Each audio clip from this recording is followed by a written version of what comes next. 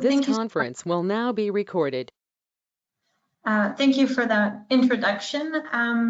So just again, my name is Francine Ganter-Restrepo. I work with the World Health Organization in Geneva, and I'm going to talk to you today about the development of a set of tools to measure the determinants of uptake, so the behavioral and social drivers of vaccine uptake. So before we get into all the detail of how we developed these tools, I wanted to just give a really brief overview of what it has entailed, and just to show that this is a really long-standing effort that WHO has been coordinating. It goes back to November 2018, so that's not really charted on here. But it was in 2019 that WHO engaged a working group to develop a set of tools to understand the drivers of childhood vaccine uptake at the time. And this group included many experts in their fields of social behavioral sciences, psychology, sociology, anthropology, and communication sciences. But also, and very importantly, it included key immunization partners at the regional and global levels from UNICEF, from Gavi, and from the Bill and Melinda Gates Foundation. So in 2019, we developed these tools, and I'll walk you through how we did that in just a little moment. And we were all set and had started testing them in late 2019 and early 2020 to validate them, to make sure that they really correlated with uptake. But we were quite quickly interrupted by the COVID-19 pandemic and had to sort of regroup with our stakeholders, our WHO regional advisors and other immunization partners, as well as, of course, the BeSD working group, and agreed that the best way forward would be to engage a remote research partner to support the testing of the tools and the validation, while ensuring that participants engaged in those studies would be kept safe. And at the same time, in 2020, we were hearing more and more countries expressing a need for data to inform COVID-19 vaccines rollout. And so in October 2020, WHO engaged a second BeSD working group, a different group of experts, to develop a set of tools that was specific to COVID-19 vaccination. And at the time, in October 2020, no tools were yet available in countries. So it was really about intentions to accept a COVID-19 vaccine. Since then, we've updated this tool to reflect the availability of several COVID vaccines available in countries. And that can be found on the link on my slide there. With two sets of tools now, not just childhood tools, but also tools for COVID-19 vaccination, we engaged our partners, our research partners, stakeholders to test and validate these tools. The purpose was to sort of refine and shorten them and ready them for delivery so that all countries could benefit from their use. And this happened it happened earlier this year. Over the summer, we've completed all our testing and validations activity, and at the time of speaking, WHO and the BeSD working group are preparing to present the sort of final draft of these tools to SAGE next month for recommendations to countries on their use. And so just a little bit more on the context here. Even before COVID, we were seeing more and more attention on demand for immunization services, and particularly for generating demand for immunization services, as coverage of childhood vaccines had really stalled in most countries, and in some places we were even seeing backsliding. And there was a call for more people-centered approaches, something that the Immunization Agenda 2030 was also really highlighting as a strategic approach to generating demand and ensuring high coverage. COVID-19 only emphasizes further and led to several other major shifts for immunization, including sort of increased awareness of vaccination in the public space. but also engagement of the need to engage new populations for vaccination, and that brought with it an increased attention on equity, not just between countries but also within countries, and even more global interest in hesitancy and what really drives uptake. Of course, COVID-19 also further threatened coverage that was already stalling, or in some cases backsliding, as I just said. And in 2020 alone, 23 million children missed out on life-saving vaccines. So to support immunization program, it was clear that data was going to be needed, but the reasons for low uptake weren't fully understood, weren't always being measured, and where they were, perhaps not as well as they could have been. So our understanding for the reasons of low uptake the science had evolved in recent years, and there was a need to develop tools that were up to date, that really incorporated that latest thinking, including what role hesitancy really plays in uptake of vaccines. So that's just to set the scene for the development of the tools, and I'm just gonna dive back into 2018 when this whole effort started and what the landscape looked like then. So the current measures at that time were really focusing on hesitancy. They were really focusing on attitudes to vaccination and less so on the practical or logistical barriers such as affordability or convenience of access to services and the quality of those services. Many of the tools for measurement were not validated, so we didn't know how far a measure really correlated with uptake of vaccines. Tools were not standardized, which meant studies often couldn't be replicated, and that meant in turn that we were lacking trends over time. We couldn't sort of longitudinally survey what was going on in a country, let alone at a regional or global level. And another key issue was that reports often sat on a shelf. So the data on barriers were very rarely used for design or evaluation of interventions. Unfortunately, there was a kind of feeling of a lack of a bridge between these two things. And it was clear there was a need for tools to support implementation of interventions that really support uptake of vaccines, and a need for tools that support monitoring and evaluation of those interventions.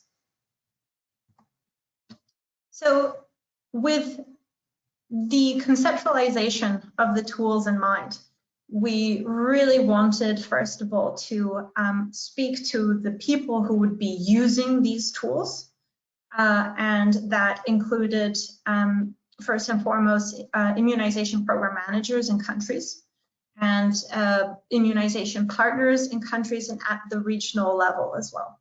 So in 2019, throughout April through to August, we conducted 20 key informant interviews with this target end user to really understand what systems and practices were currently in use for collecting vaccine-related data, and what were the challenges that they faced with those systems and practices. And then we also wanted to get some reflections on the kinds of tools that we were proposing, what we now call the BeSD tools, the behavioral and social drivers of vaccination tools.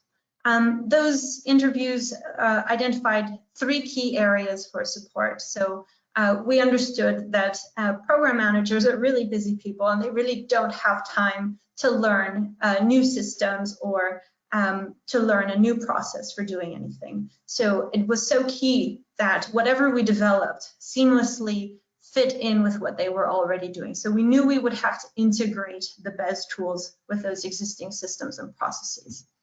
The other thing that we identified was that while quantitative analysis capacity in countries was pretty strong, The qualitative was less so. And when we were talking about more complex analysis of data, sometimes countries lacked the confidence to carry those out, or the resources as well.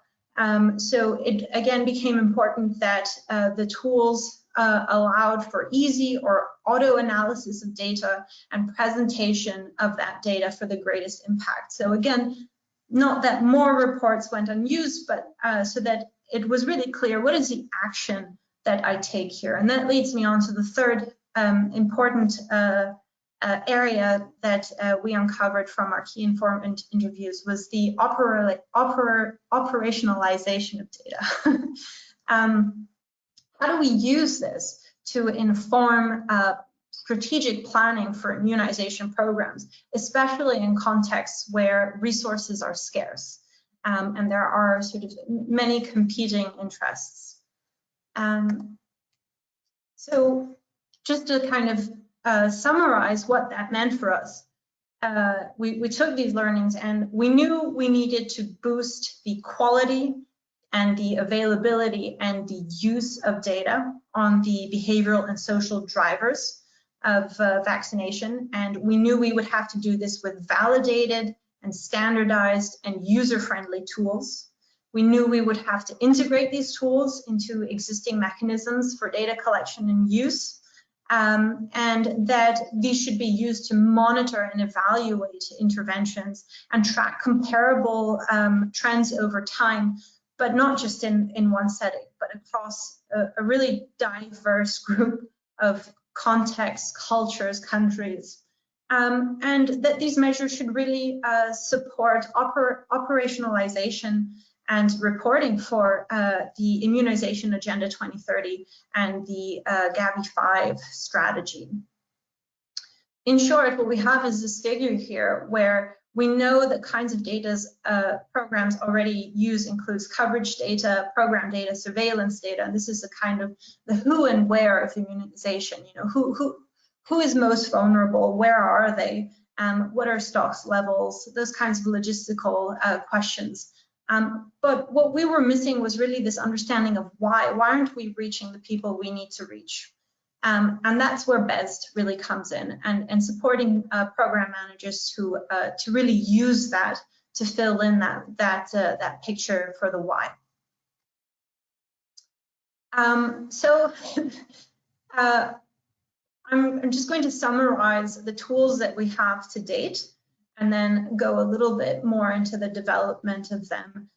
We have 2 toolkits as such, one for childhood vaccination and one for COVID vaccination. And both of these consist of both quantitative and qualitative tools. So for childhood vaccination, it's a 20-item survey for caregivers of children under 5, and a series of in-depth interview guides for the qualitative work with different stakeholders, and that includes caregivers, providers, so vaccinators and healthcare providers, community stakeholders, so other persons who have a role to play in influencing vaccination, and authorities and managers of immunization programs.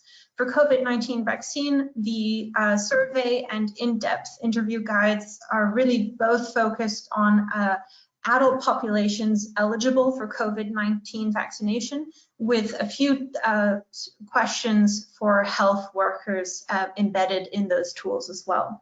And to support implementation of these toolkits, we have our Data for Action guidebook, which really walks through those different steps that you need to take in order to collect the data, analyze the data, and then use it to drive action.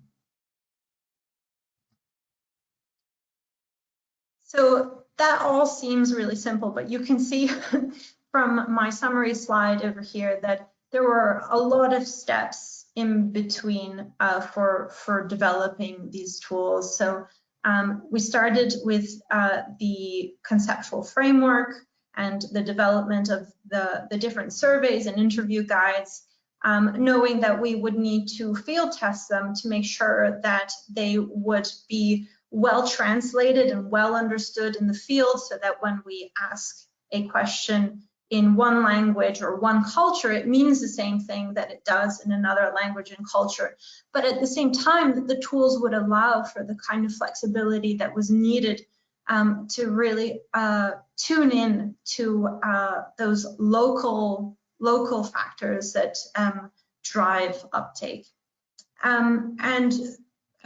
Our third phase was the survey psychometric validation to understand which were the strongest survey items, which were the most predictive of uptake, which were the most stable across those cultures. And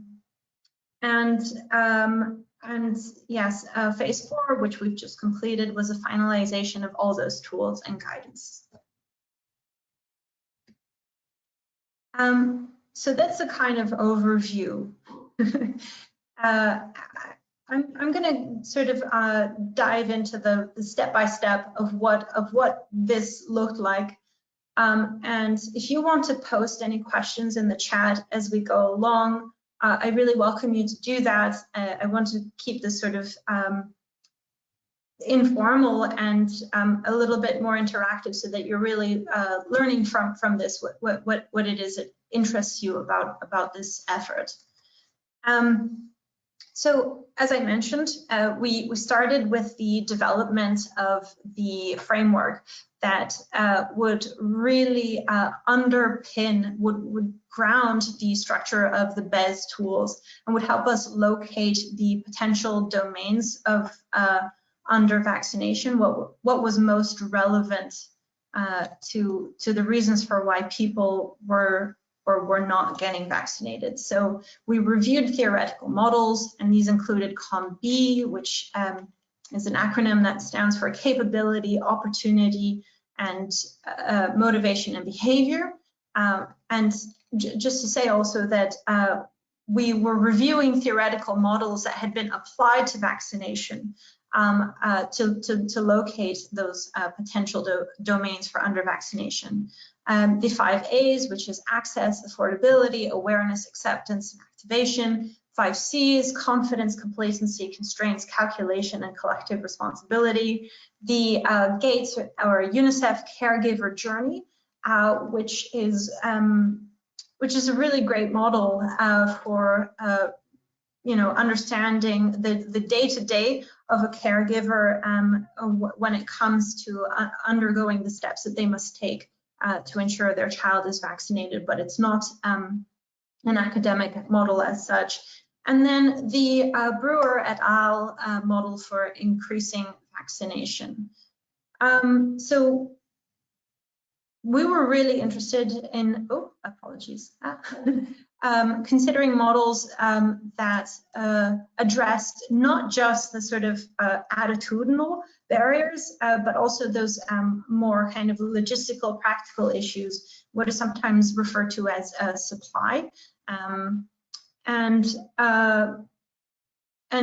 really interested again in a model that would hold across a diversity of cultures, countries, languages, and address those social, cultural, and structural issues that can sometimes be a barrier to vaccination.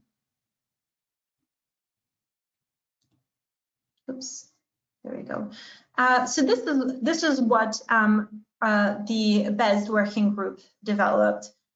This was developed in May of 2019 in an in-person meeting in Geneva, where the models were reviewed, and the group determined that there were 4 major drivers to vaccination.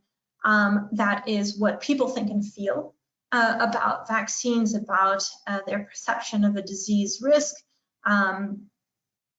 the social processes that surround vaccination. These include social norms, so the support of the family, religious or community leaders for getting vaccination, provider recommendation, that's whether your family doctor recommends vaccine or not, and all sorts of gender equity considerations. So the decision autonomy of mothers or their ability to travel to take children to get vaccinated.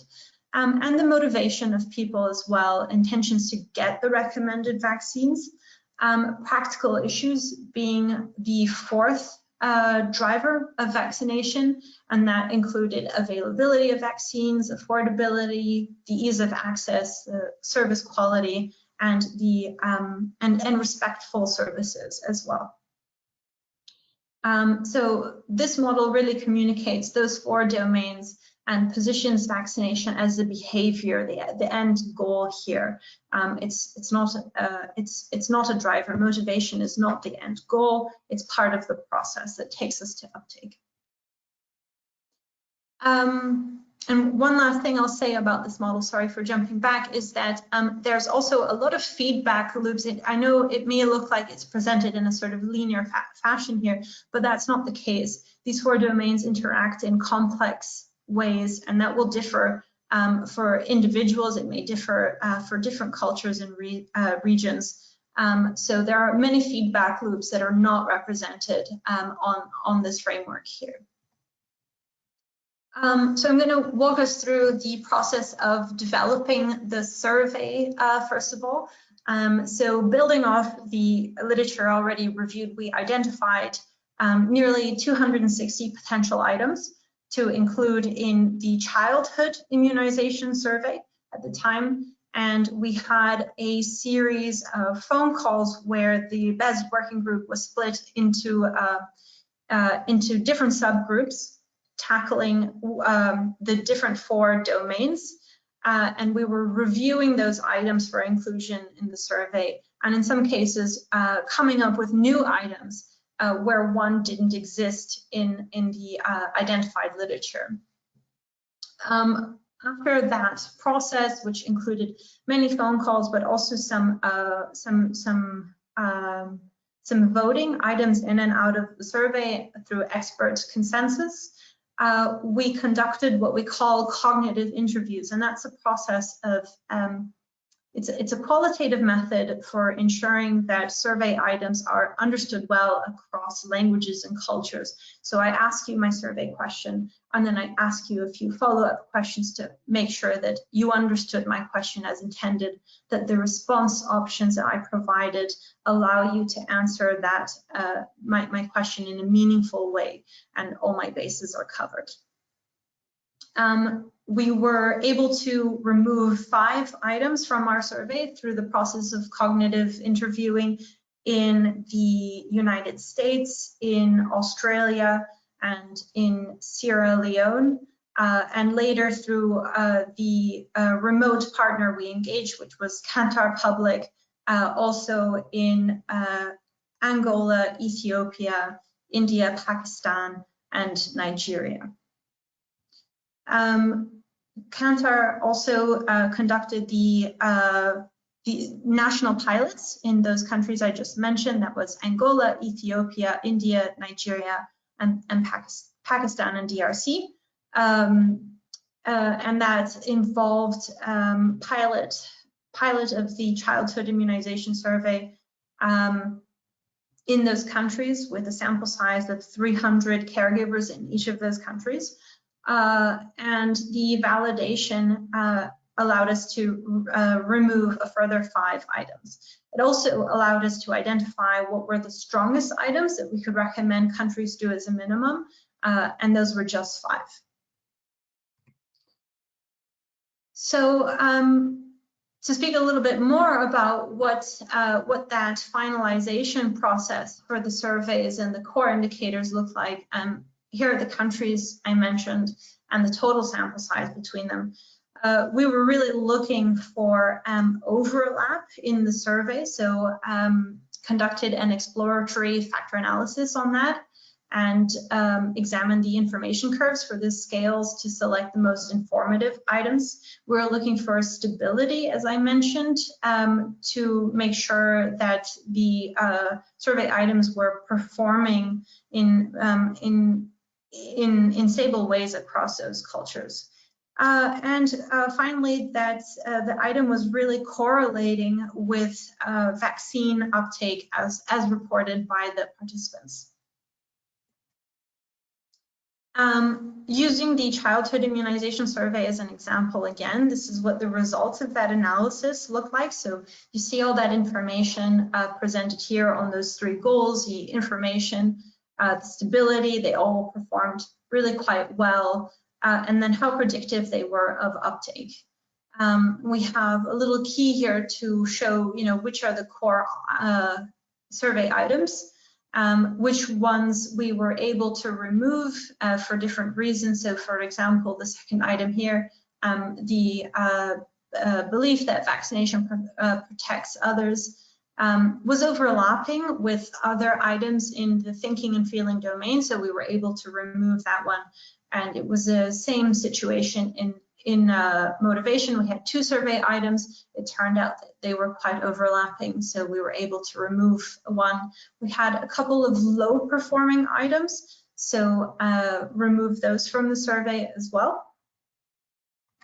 And this is the kind of final survey for childhood vaccination and what it looks like. So we have our 4 domains at the top, and the core indicators highlighted as well.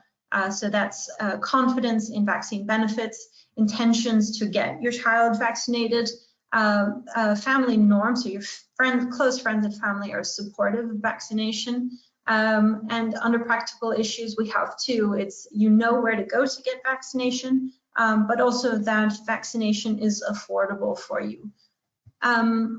Beneath that, we have a range more of constructs that are included in the full survey, and then 3 optional ones that performed to differing degrees across cultures, and that was confidence in providers, so trusting the people who give vaccines, and also support from religious leaders, as well as the mother's travel autonomy, so her ability to travel to get vaccines for her child without permission. We're proposing the core indicators, the core items for M&E tracking to countries. So these are them. Each survey item has a corresponding indicator, and it's just to show what those questions look like and what those response options look like, and then the corresponding indicators as well. So, to support assessments, countries should be tracking as a minimum, the percentage of parents who think that vaccines are not at all or a little important for the child. And this is kind of set up similar to coverage, where when the percentage is faring really low, it's time to step in and intervene. And when it's high, you're on a good track, and that's just something to be aware of in terms of the direction there. So of course, it wasn't all about quantitative. As I mentioned at the start, we also were wanting to support qualitative work here, and really wanting to promote mixed methods for deeper insights on the reasons why people don't get vaccinated. And this was a request specific that came from our key informant interviews at the start of this initiative. So of course, the quantitative surveys are really great for showing us those broad patterns and features, giving us a view on the landscape of the reasons for uptake. But the qualitative interviews really give us much more rich detail on a kind of zoomed in picture there. So this is a picture of the same area, really just zooming right into one corner of this beautiful coastline and looking into these pools and the flowers as a sort of metaphor for how one tool should support the other. A little bit more on the qualitative here. So for For the sort of target populations, this is aligned with the survey, and so therefore it follows that basic, the BeSD framework, those 4 domains, the thinking and feeling, social processes, motivations, and practical issues that contribute to vaccination. But there are, of course, other stakeholders involved, as I mentioned, health workers as community influencers and program managers. And there, it's not so aligned with the framework, but it's really exploring much more the role that these persons play in the delivery of vaccines or promotion of vaccines, their experiences in what works or what doesn't work for encouraging uptake, and really diving into local knowledge and solutions to increase uptake and tapping into that. We tested these tools as well in the same countries I listed before, so Angola, Ethiopia, India, Pakistan, Nigeria, DRC, as well as Sierra Leone, Guatemala, and Indonesia. And these consisted of a small number in each country of pilot tests per tool, to check for the flow, the understandability of concepts, the translatability, but also really understand how it worked for the qualitative interviewers that were conducting these interviews. How did they find the structure, the semi-structured format, and what was the quality of the data gathered there as well. So as I mentioned at the outset of this presentation, we were really keen that the BeSD tools didn't just produce more fancy reports that sit on the shelf, but really supported programs to move from data to action. And this was, again, a request that came through in the key informant interviews. So we really tried to align interventions with those different domains. And this was done through a process of a scoping review of the different interventions.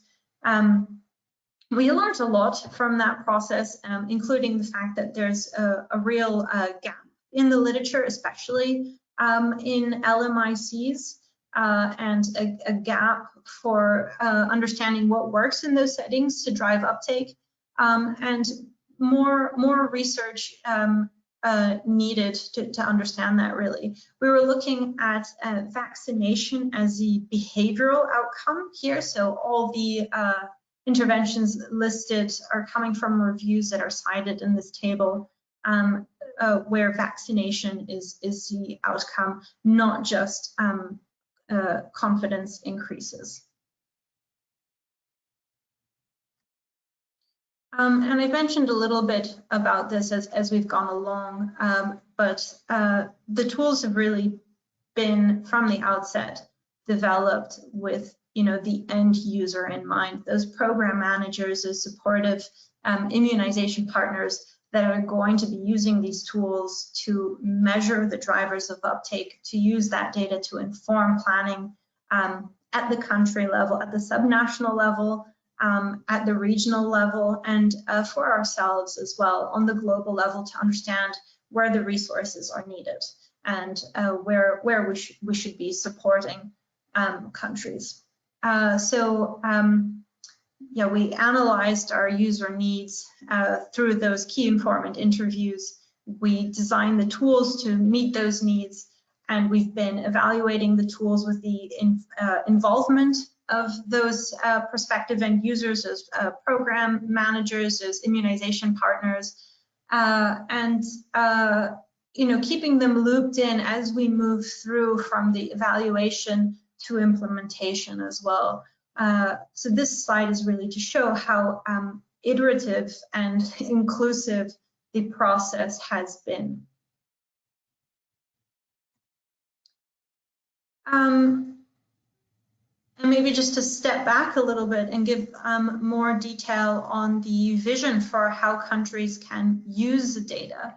As I mentioned, it should help for the data should not sit on the shelf. It should really support countries at the national and subnational level to inform planning, to triangulate this data with other program data.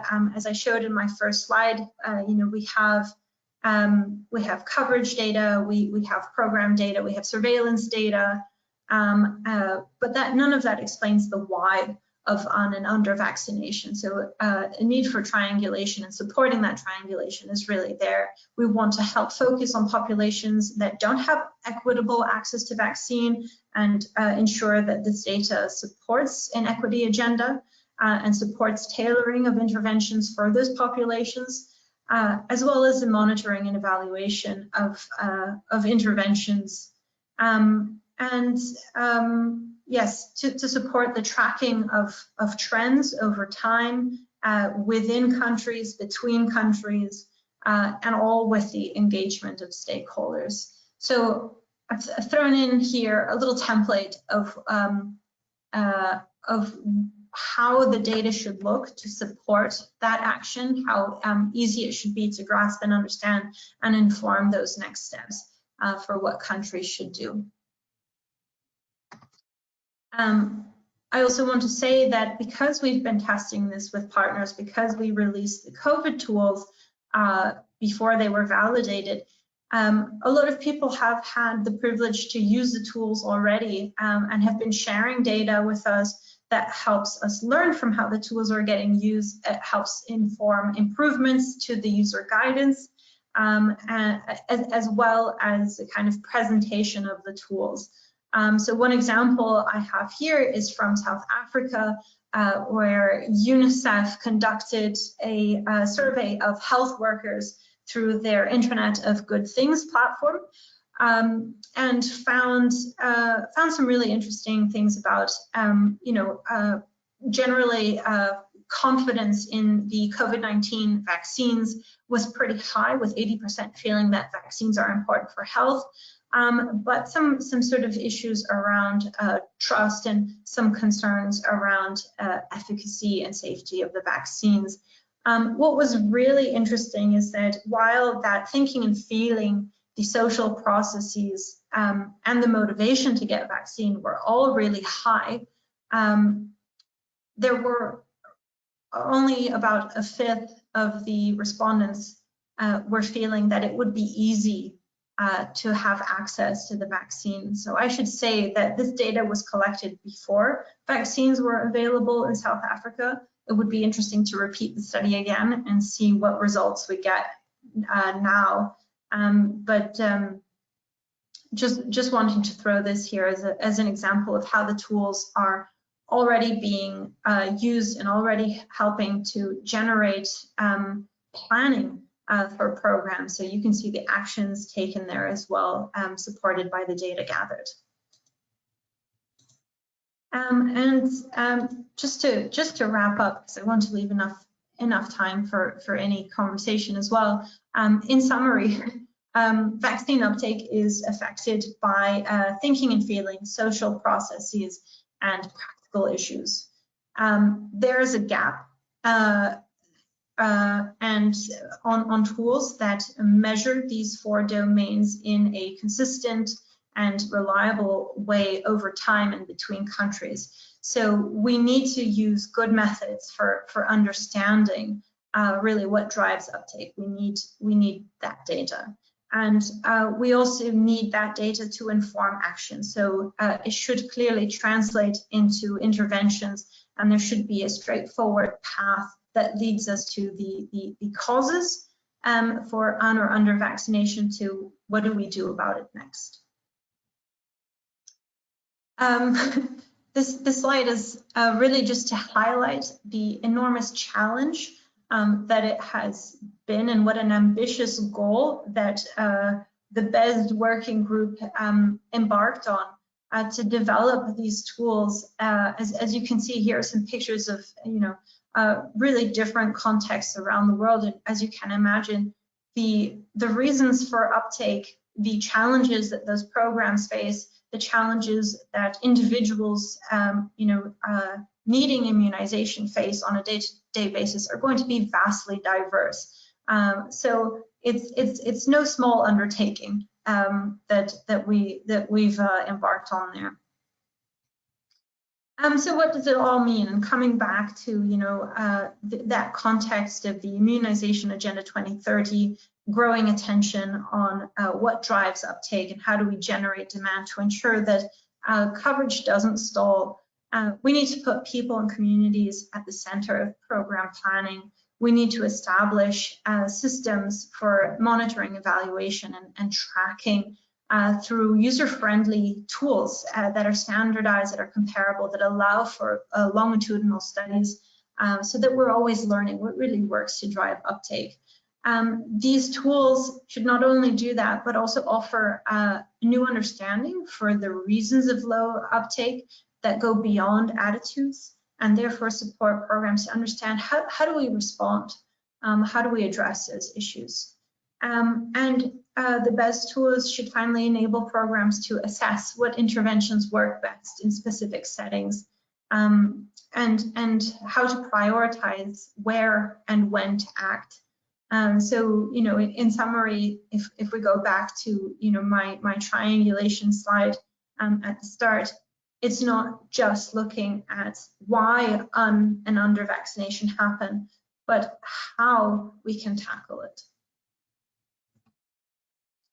And so just to kind of highlight and say thank you to all the members of the working group, the BESD working group, that have contributed their expertise and many hours, because it really is a working group, to the development and refinement of these tools and the guidance that supports their implementation.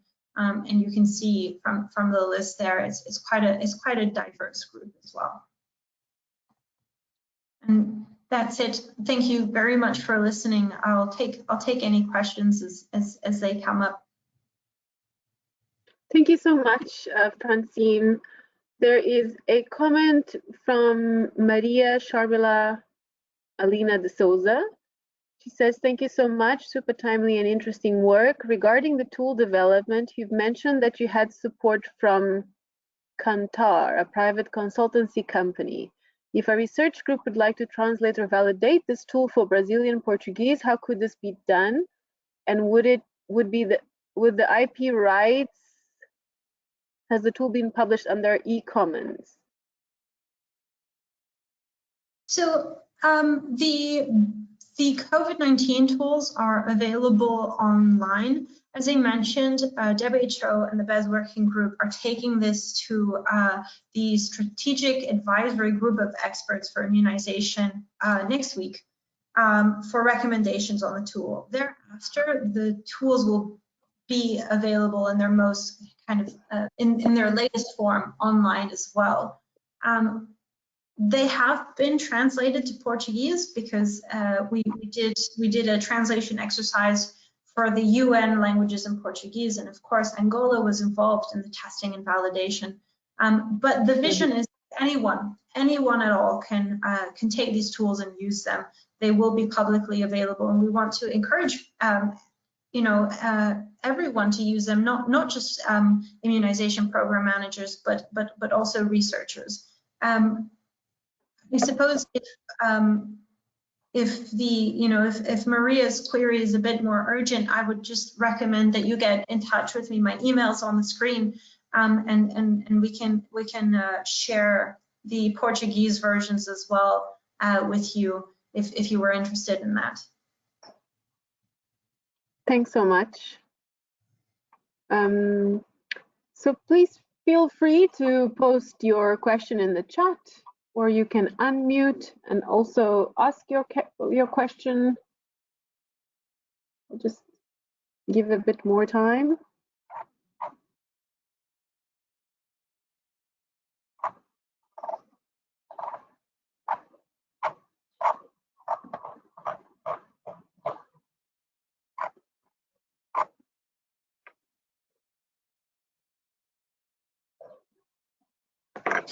I suppose it might be interesting to hear if anyone felt that they had a use for the tool, and what that might be, and how how that might be kind of supportive and contributing to the global picture there as well. That could be interesting to hear if there was anybody who wanted to share some thoughts.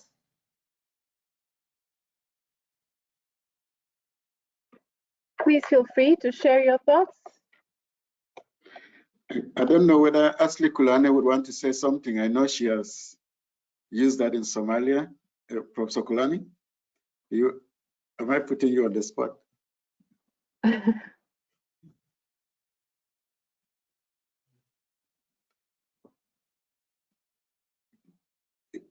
Yes, Asli, we cannot hear you. Do you want to say something about your experience in Somalia? I can see he's unmuted, but the sound doesn't seem to be coming.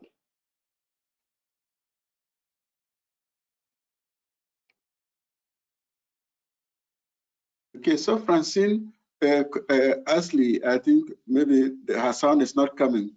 She used the initial version in, of course, with a bit of adaptation in Somalia just before they started, just about when they started the vaccination with COVID.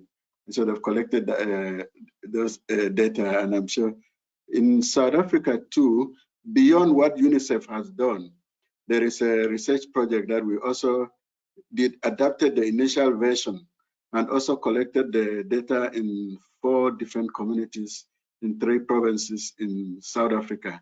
We are also just about analyzing that, and we could be able to share with you too at some point. That's fantastic to hear. You know, and one of the global aims, as I mentioned, is really to encourage that sharing for the triangulation. So as much as possible, bringing researchers together and supporting that to inform a kind of fuller picture of what's really driving uptake, what works to address it, and just keep learning, and putting that learning back into the tools, so that they're really useful to the people who use them, and so that communities are really benefiting from them. That's great. Thank you, Charles. There's another comment by Maria about one of our colleagues that's developing a PhD thesis. We would be interested in how the tool has been developed, hence the question about the Kantar consultancy support, but I do have Francine's email. Okay, so that's great. Maria can get in touch with you and get any other information. So there's a question from Mark about to whom do we write for the tool? So I believe this is available online. It will be in the coming weeks. In the meantime, I've just popped my email in the chat there. But we will be publishing the tools on our website in the coming weeks, along with the SAGE recommendations on their use. Great, thank you. Any other? Good afternoon, everyone. This is Nancy Coulson. I don't know, can you hear me? We can hear you. Okay, thank you. I'm a colleague of Professor Wasanje's. I've been working on one of the studies in South Africa, the second one he spoke about. And I mean, it's been really interesting listening to this presentation. And you know, in many ways, Francine, I so wish we had spoken earlier about the background to the tool, because I think we got quite an early version of the tool, and we started to work with it right at the beginning of the vaccine, the COVID-19 vaccine rollout in South Africa. And I must admit, we ended up making quite a lot of changes to the survey tool. And we are going to go back and actually write that up properly so that I can share that. And for me, it's interesting to reflect on the kind of changes that we made. But the sort of thing that stands out is one of the things that we added to the survey was a lot more detail on the socioeconomic background to the respondents. And I think even now looking at it with hindsight that, you know, I think that was important in terms of interpreting the data.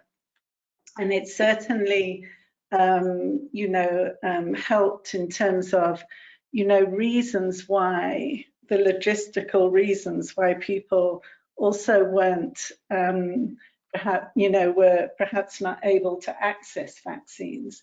So the extent to which, for example, households have become economically precarious, and there's extremely high levels of food insecurity, so that, you know, households were then making decisions about, you know, whether there was money for transport to the vaccination centre, for example, or whether to buy food.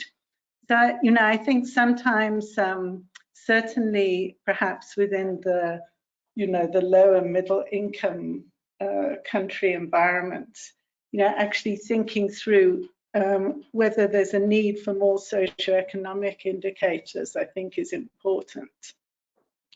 And then the other thing for me was around where we were in the vaccine rollout. And obviously this may be really particular to COVID-19, but we did end up having to adapt the tool quite a bit, just to reflect the uncertainty around how the vaccine rollout would proceed, so that the tool actually made sense.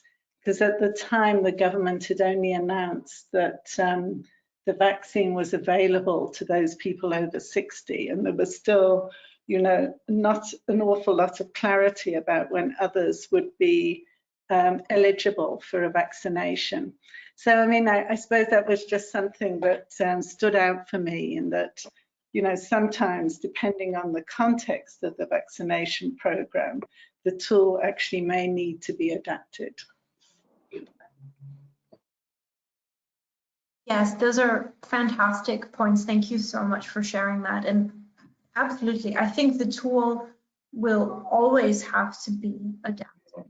It's important to tune in to those really local issues. And that's why we had such an emphasis on only a small number of core indicators that could be used for sort of national, regional, and global tracking. But there are many contextual differences that are, you know, that will need to be investigated and addressed. And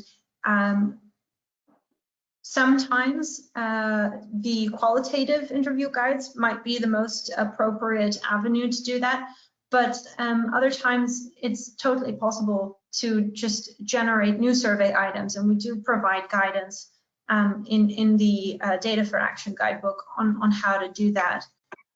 But yeah, this goes back to the point I made about integration, just envisioning that most of the time this will just be integrated onto existing systems and processes. So it might just be sort of tagging on to a survey that's already planned. And so we say, hey, why not just collect those 5 measures and maybe 2 or 3 more that a country thinks is really important to their context.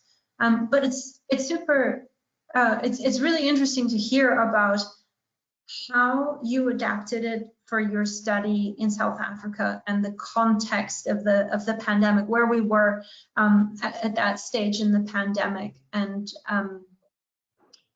I have to say that just from a development point of view, it was really challenging to develop a tool that was to measure intentions to accept COVID-19 vaccines at a time when, you know, initially they were not yet approved and available.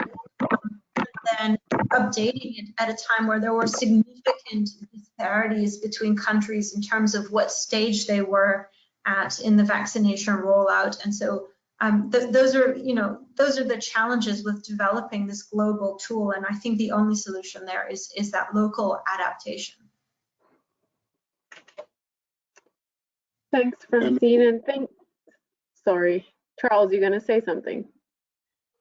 Yeah, I've just seen the message from Professor Kulani. I think she has difficulties talking, but maybe Ashley, you could write a message about your experience, maybe a chat. And also Francine, if you permit, Solange, just another update. Here in South Africa, we also have, in our group, we're also trying to, we're using the initial tool, but maybe we'll use now the validated version that you have, Francine.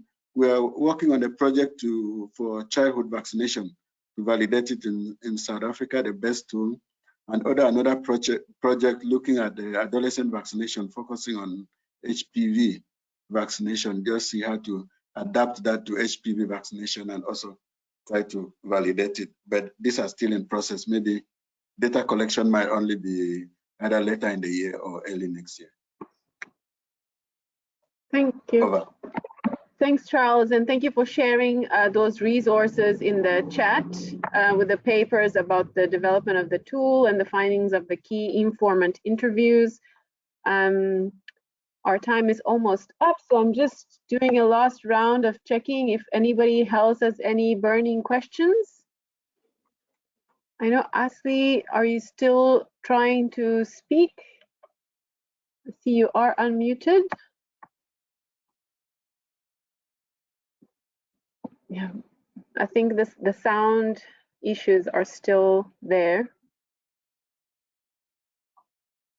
Okay, so then I would like to thank everyone again for participating today, and thank you, Francine, for presenting. This is very interesting, and thanks also for making yourself available to answer questions that participants might have about the tool and accessing the tool later on.